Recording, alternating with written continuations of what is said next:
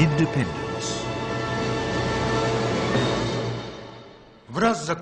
With the termination of World War II, the mutual goal which had united the Soviet Union with its Western allies ceased to exist.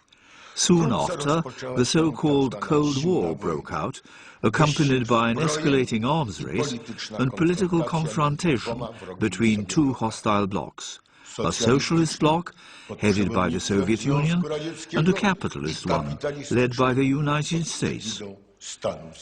Suspicion, as a result of many years of indoctrination and open hostility towards everything coming from the West, became deeply embedded in the mentality of the Soviet people.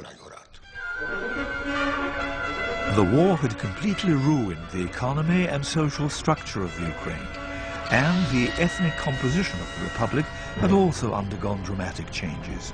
The Holocaust, migration and forced deportations resulted in a change in the Ukraine's multi-ethnic population into one that was homogeneous. However, to fill the gaps in manpower caused by the war and to reinforce Soviet power in the newly annexed western regions, Moscow sent hundreds of thousands of workers, employees and party staff from Russia to the Ukraine. In the second half of the 1950s, Russians constituted 16% of the population in the Ukraine and approximately 20% by the end of the 1980s. Poles who had been living in the territories now annexed by the Soviet Union were permitted to go to a new communist-controlled Poland. At the same time, about 450,000 Ukrainians were transported from Poland to the Soviet Union. To evict the most obstinate, Polish security forces, together with NKVD, the Soviet security service, resorted to acts of violence and, in some cases, murder. The UPA activities in the border territories were intended to prevent the Ukrainians from deportation to the Soviet Union.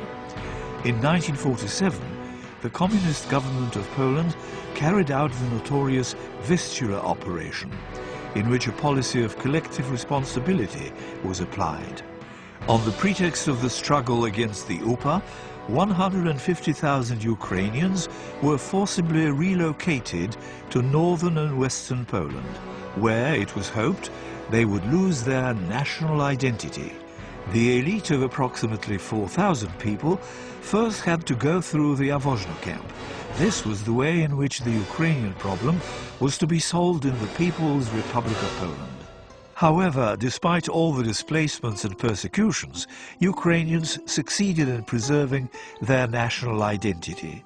Today, in a free Poland, the Union of Ukrainians is active, fully enjoying all the rights granted to national minorities. Immediately after the war, it became the top priority for the party leadership in Kiev to bring the population of the Western Ukraine into line with the Soviet norms. Accelerated industrialization of the region began.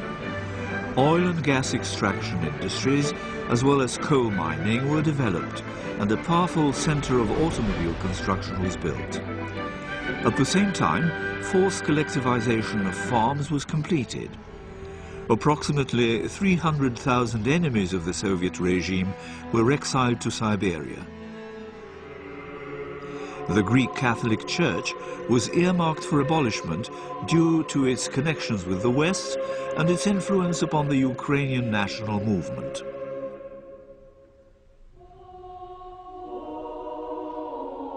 All the top clergy, including Sheptytsky's successor, Metropolitan Joseph Sleepy, were interned in camps. In March 1946, a group of priests recruited by the NKVD convened a synod which proclaimed their break with Rome and ordered the dispirited apostates back into the fold of the Orthodox Church. The Communist Party cast off the patriotic rhetoric which had proved so crucially important during the war. Other pre-war practices were also restored. The exhilaration brought about by the victory over fascism and the accompanying expectations of a more conciliatory approach on the part of the regime were soon stamped out by repressive measures. These affected all those groups who had either demonstrated signs of patriotism during the war or experienced life in the West. Not only those prisoners of war who had managed to survive Nazi captivity, but also the soldiers who had taken Berlin were exiled to the gulags. The same happened to Ukrainian Ostarbeiters who had returned home from Germany only to be imprisoned. The struggle against cosmopolitanism in culture stripped the Ukraine of more than 10,000 people of culture. The lightning form of reconstruction of industries and economy, following a new 5-year plan, created in the Ukraine an economic potential comparable with that of some European countries. However, the Ukrainian economy didn't cater for the needs of the common people, but served the armed forces in the ever-growing arms race with the West. The return of the ruling strategies of the 1930s resulted in growing fears of another great purge. Говорит Москва. Дорогие товарищи и друзья. The frightening atmosphere ended on the 5th of March 1953, when in every town, in every factory and every farm, workers would mourn the death of the leader and teacher of the Soviet people, Comrade Stalin. The struggle for power actually started at his coffin.